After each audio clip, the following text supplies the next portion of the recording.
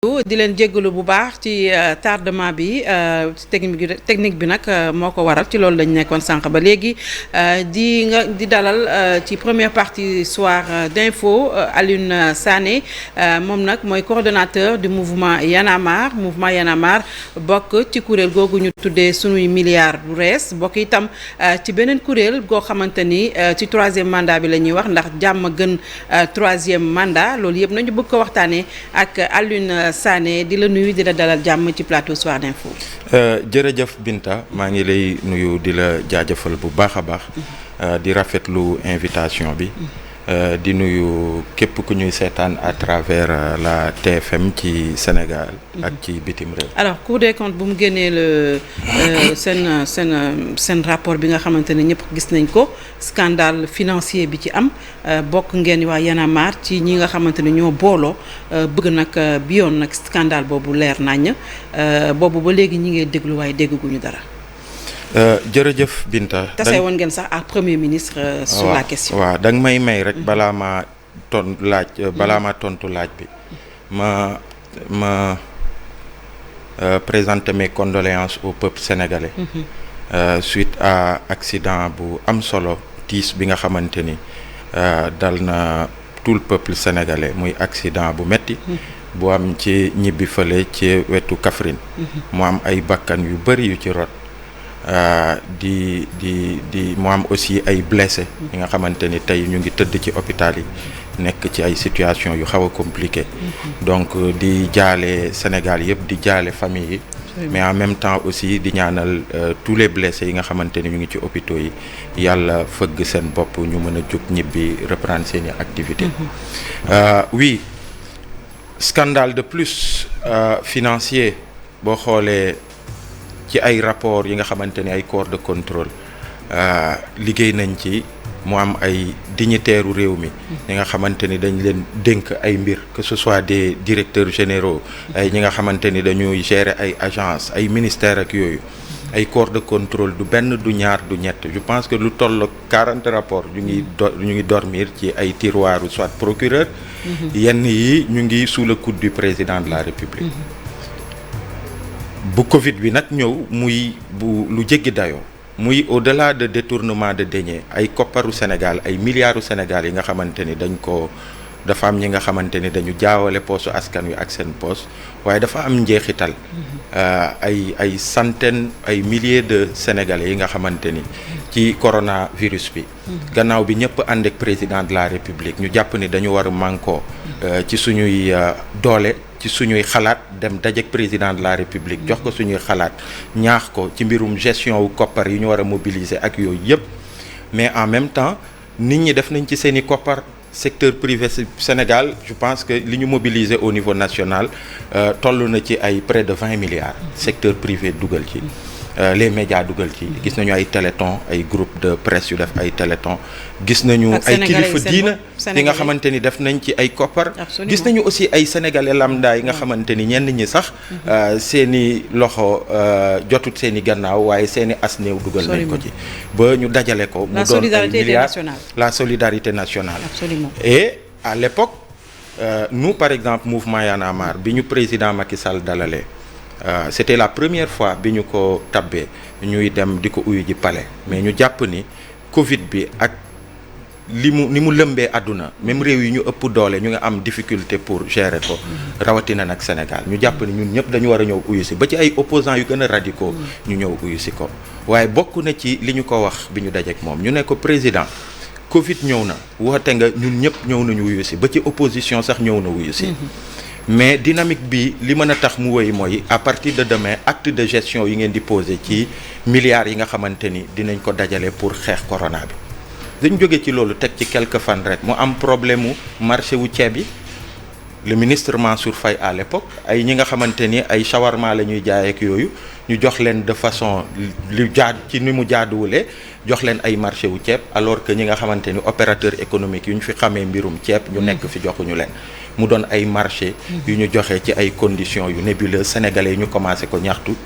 ci la ñu bëri tey seen loxo vis-à-vis du pouvoir ak gouvernement ak accompagnement bi mais n'empêche ku ci nekk ci ni nga mënee def nga ni ngay def ñi nga xamante ni koppar la ñu kii ko donc koppar googu ñu dajale ko tey mu demee nii en même temps bu ñuy rappelé wu am na ay bakkan yu bëri yu rot ci Covid bi ñenn ñu ne parce que amul masque à oxygène ñenn ñi parce que ci seen i kër la ñu ñàkkee seen i bakkan parce que amul woon ay mécanisme de ambulance médicalisée ak lépp li war pour yóbbu leen ci structure de santé yi à un moment les pôles yi doon accueillir sax maladies yi ñuy inondé ak yooyu yëpp ñu gis ko Sénégalais yi di naan peut-être que budget bi moo doyul peut-être que xaalis bi peut-être que ndekete yoo jamono jooju ak biñ ñuy naan couvre-feu tëju leen di ñu dóor ñu ngi dóor suñu xaalis noonu laa ko waxee premier ministre ma ne ko Sénégalais yi perception boobu la ñu am bi ngeen di tëj Sénégalais yi di leen naan tëju leen ci biir kër yi di leen dóor boobu yéen gouvernement bi yéen a ngi dóor suñuy koppar Sénégalais yëpp moom la ñuy wax te jàpp naa ni yoon la ma ñëw yow en tant que chef du gouvernement ma yeggee la ko parce que ñu ci bëri ci Sénégalais yi d'ailleurs dañ jàppoon ni du woon sax yoon ñu ñëw di jàkkaarloog yow mais dañu jàpp ni bu loolu amee société civile bi manko ñu lancé benn dynamique bi nga xamante ni dafa wuyu ji jooyu askan bi ñu ne dañ koy gën a amplifier à travers benn collectif bi nga xamante dañ koy ibbil ñëpp ñu tenir conférence de presse am manifestation bu am solo sénégalais yi ñëw uyu si ku ci nekk boo xoolee keroog sax ci manifestation bi niñ ko tëggee sénégalais yi ñëw jël kàddu askan bi wax loolu nag ñu jàpp ni yoon la woon loolu yëpp ñu bu ñu nu mu tuddati premier ministre invité ñu ñëw jàkkaarloog moom yeggee ko mais wax ko en même temps que question bi du question bi nga xamante ni dafa jar sax débat je me rappelle que Elimane Kane bu Lex Africa moo ko wax ne ko premier ministre dañ la respecté rek moo tax ñu ñëw waaye question rapport Cour des comptes bi liggéey biñ ci def mu am solo experts yi ñu doon ñu def liggéey bu mucc ayib ñu def ay recommandations pour la première fois Cour des comptes di def rapport di dem ba yëf yi ni mu jéggee dayoo ci li ñu ràndal xaalisu sénégalais yi mu dem ba ne ni dañu war a ibbi ay informations judiciaires ci nombre 12 li mu gën a gaaw ñenn ñi mu am ñi nga xamante ni ay sanctions administratives moo leen visé mu leer nañ ñu ne ko premier ministre il faut que dans les plus brefs délais gouvernement mu def li war pour que procureur mu saisiru de ce dossier justice li mu ci war a def mu def ko li mu gën a gaaw parce que sénégalais yi moom la ñu laajte nu mu tuddati askan wi moom la ñu laajte te barki démb place de la nation yuuxu bi fa gën a jib mooy suñuy milliards du reste donc loolu moo léegi aux dernières nouvelles devant le FMI le ministre de la justice a dit que rapport bi wala ñi nga xamante ni loolu la rapport bi wax jébbal nañ ko le procureur de la République est-ce que am ngeen yaakaar que pour vraiment fi mu ne nii du ñu demagum trop vite en besogne dañuy xool yan acte la ñuy poser au plus vite ñun bi ñu dajeek premier ministre ne woon nañu ni jeudi bii on était mardi mu ne jeudi ministre de la justice jot na ko société civile ñëpp ñi fa nekkoon doyen yi soxna yi ak ndaw ñi ñëpp tout le monde a tiré dans le même sens et de la façon la plus ferme sur le fait que rapport bi amut layam yi amut débat amut di jël ay ministre ñuy dem ci plateau yi di communiquer yooyu yëpp amut li war a am mooy que ñu ibbi information judiciaire yi que procureur pour une fois le procureur de la République que mu mat li mu doon mu jël ce dossier là information judiciaire yi ñu ci war a ibbi ñu ibbi ko ñi nga xamante ni ñoom ci pôlu sanction financière u ministère des finances dañu war a dem ñu dem parce que dañu def ay faute de gestion li mu gën a gaaw mu am léegi par le biais du FMI qui a fait cette sortie-là nee nañu léegi procureur jot na mbir mi il faut que loolu ñu observer que ñu topp ko sunuy milliards du reste barki démb amal na réunion bu am solo ñu ngi topp loolu yëpp te ci fan yi di ñëw di ngeen ñu dégg dinañu amal conférence de presse parce que mbir mi il faut que mu gaaw information judiciaire yi mu gaaw voilà liggéey bi ci waroon kii def on a senti que les bailleurs de fonds sont derrière tout ça parce que ñoom dañu exiger la transparence FMI fa la ministre de la justice waxee yéen sax waa Union européenne si information yi ma am recevoir na leen oui xam nga léeg-léeg suñuy ñi ñuy jiite dañuy nax léeg-léeg da ngay xool ci biir rapport bi fësee la plupart des ministres yi nga xamante ni dañu envahir les plateaux dañu doon jéem a naxasal sénégalais di leen gëmloo ni oui ñun bu ñu kii woon sax rapport bi bu doon lu bon moo ci jubloon gouvernement bi dafa jubloon ci lu bon bugguñu woon mu leer rapport bi du am et puis sax duñ ko fësal donc rapport bi liñ ko fësal day traduire volonté de transparence bi nga xamante ni président de la République am na ko gouvernement am ko mais ñun barki démb Union européenne ñenn ñi ci membre société civile au nombre de 4-5 daje nañoo ak ñoom waxtaan et on a compris ndekete ay exigences la yi nga xamante ni Union européenne bi nga xamante ni ci partenaires yi li ñu apporté ci montant bi ñu waroon rassembler 1000 milliards yi ils ont apporté 85% de l'apport des partenaires soit 450 millions d'euros et que loolu dañ ci teg ay conditionnalité ci exigence su établir rapport bu clair par un corps de contrôle habilité mais au-delà de ça bi rapport bi pare bokk na ci exigence yi aussi que ñu publier ko donc le gouvernement n'a pas eu d'autre choix que de publier ce rapport là donc loolu am na leneen FMI aussi FMI dafa contribuer te ci FMI par le biais d'une rencontre ak FMI barki démb ci la médias yi jot ni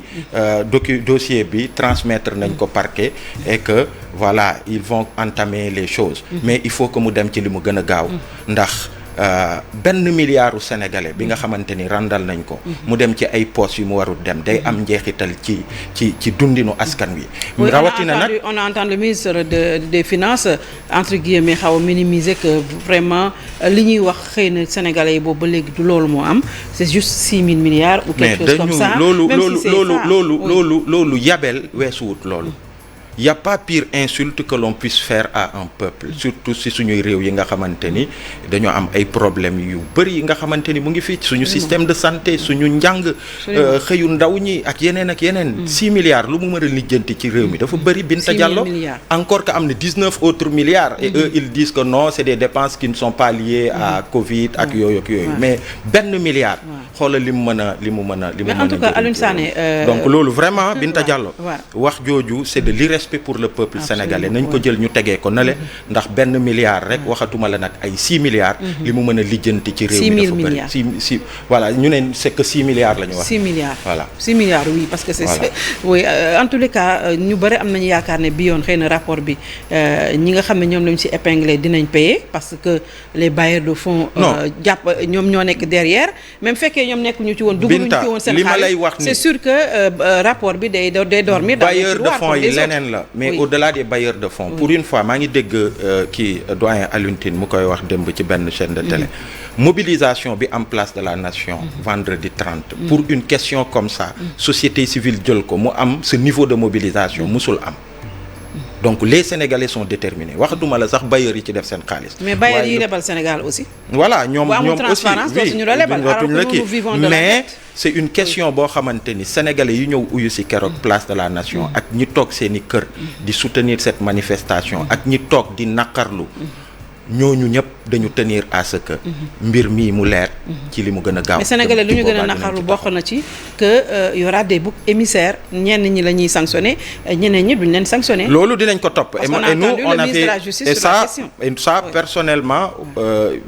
bi ñu jàkkaarloo ak gouvernement bi wax nañ leen ko nee nañ leen il faut pas que mu am ay boucs émissaires c'est-à-dire ngeen jël ñenn ñi nga xamante ni c'est les maillons faibles de la chaîne sanctionner leen yóbbu leen kaso fekk ñi band yi gën a rëy ñu ngi fii kenn téyewu leen donc loolu yëpp dinañ ci bàyyi xel société civile bi à travers ñoom doyen Alioune Tine ñoom Moundiaye Cissé ñun ñii ak waa FRAPP waa nitu dëgg ak ñeneen et c'est ça qui est loolu moo kii aussi ci dynamique société civile parce que d'habitude yenn doyens yi dañuy opérer ci domaines yi ñu xam activistes yi opérer aussi ci domaines yi ñu nekk ku ci nekk di bay sawaar mais ñoom ñëpp a booloo et aujourd'hui dafa am li nga xam ne dañ ko teg pour que di saytu di topp gouvernement bi li muy def et premier ministre wax nañ ko ñu ne ko on a un comité bi nga xamante ni dañuy suivre et que il faut que ñu poser exigence aussi à chaque étape li ñu nekk di def que ñu koy yeggee ñu xam ñu mën a apprécier xool ndax askan wi exigence yi mu posé ñoom ñu ngi ci am déet donc ils n'ont pas d'autre choix on est déterminé à ce que mbir mi ñu tirer ko au clair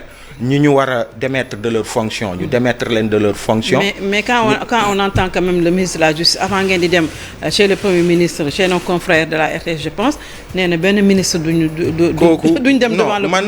je pense que d'habitude je suis très mesuré dans ce que je dis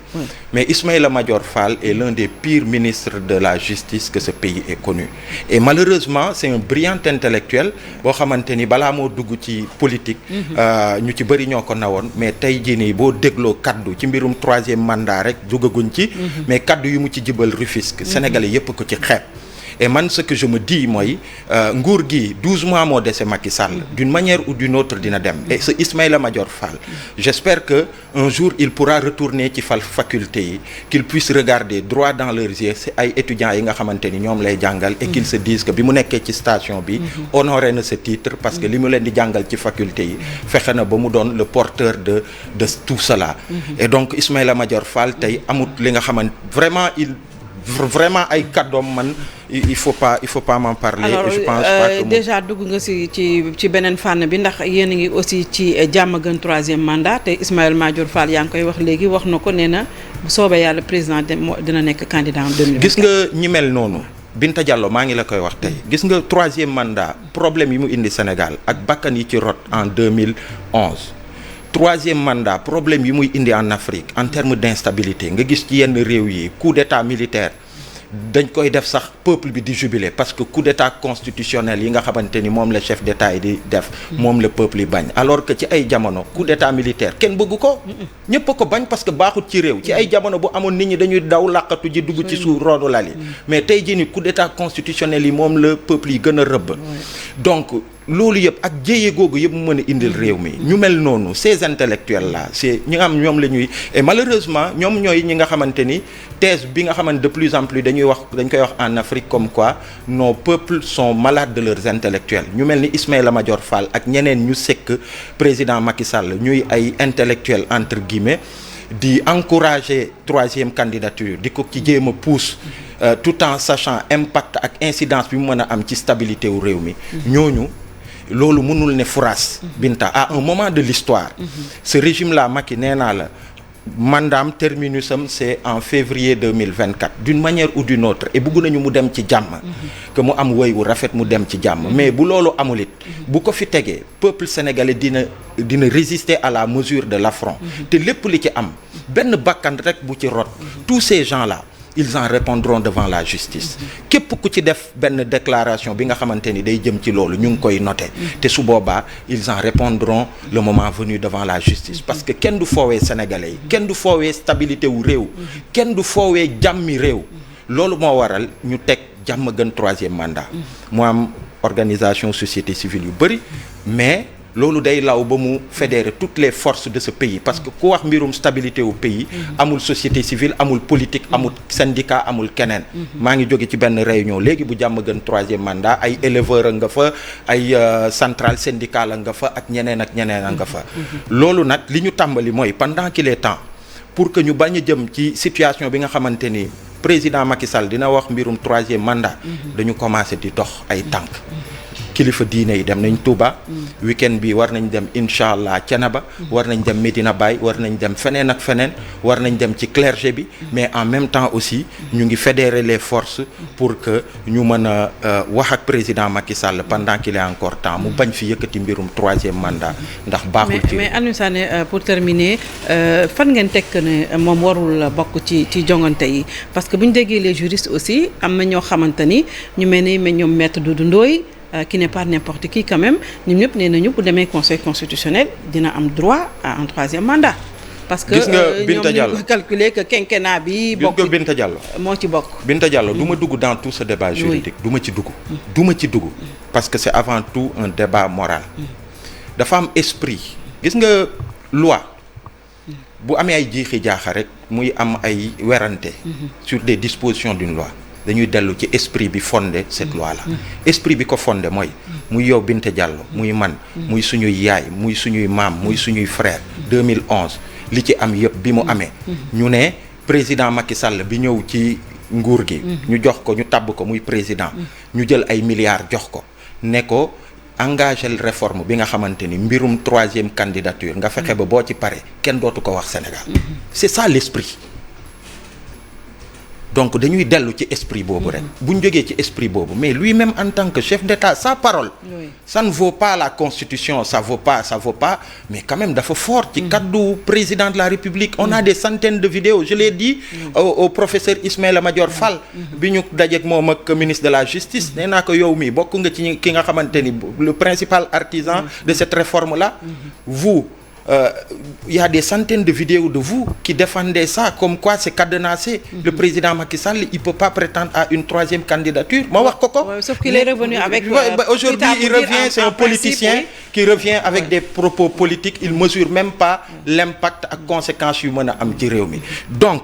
loolu bu amee réforme boobu ñu def ci ay milliards ba mu leer esprit bi loolu la au-delà de ça la parole du président je peux te sortir yow je suis sûr que mën nañ ko jàpp rek ci le respect de la parole donnée. non mais waxuma la commencé naa ci constitution bi nga xamante ni elle est sans équivoque nul ne peut prétendre à plus de 2 mandats consécutifs au Sénégal ki liggéey muy professeur Ismaïla Madior Fall mii wax na ko ne nul wax ko ba ñetti yoon mu wax ko mu leer vidéo yaa ngi fii donc loolu c'est clair net et précis bu dee léegi loolu doyuñu nee naa la bu dee ñoom loolu dañu bëgg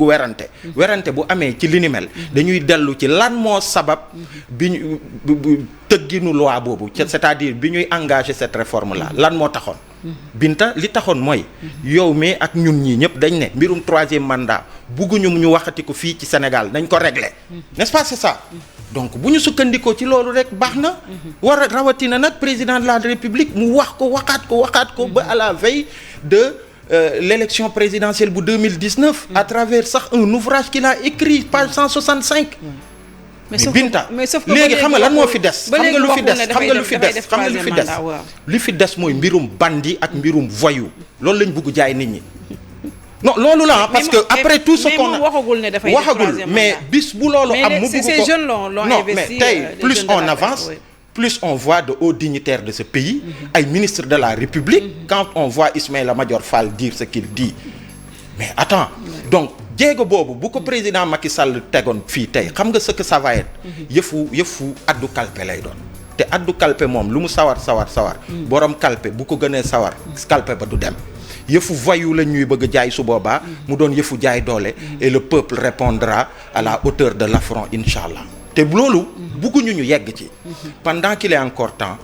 jàmm gën 3e mandat mu ngi def li war auprès de ñi war suñuy kilifa diine suñuy kilifa aada di dem fépp fi war di wax ak nit ñi di wax ak kilifa yi pour que ñu wax ak président Macky Sall ne ko 3e mandat waxatuma la Sénégal mais fépp ci Afrique fi ñu ko yëkkati indi na fa instabilité indi na fa jéye te loolu bëgguñu ko Sénégal voilà li ñu bëgg mooy comme ni ko constitution waxee moom mu wax ko bind ko ci téere mu jàkkaarloog peuple sénégalais ne loolu duma ko wàcc non seulement constitution moo ko wax mais man je veux réconcilier le Sénégalais avec le politique sama kàddu dama koy sàmm donc loolu moo war a am leneen lu dul loolu nag Binta ça voudrait dire que bugguñu réew mi ñoom c'est des fossoyeurs de la démocratie c'est des fossoyeurs de la stabilité de ce pays te fossoyeurs principe yooyu noonu moom képp ki mu doon rek à un moment donné de l'histoire il faut que nga jàkkaarloog li war mooy la justice de ton pays pour que nga la yokk. merci Aliou Sané mooy fàttali ne yow yaay coordonnateur bu mouvement Y en a marre ngeen bokk ci suñu milliard du rees ki itam jàmm moo gën 3e mandat gërëm la bu baax dem publicité gannaaw publicité Fatou Kiné Deme dina fi teew pour le journal.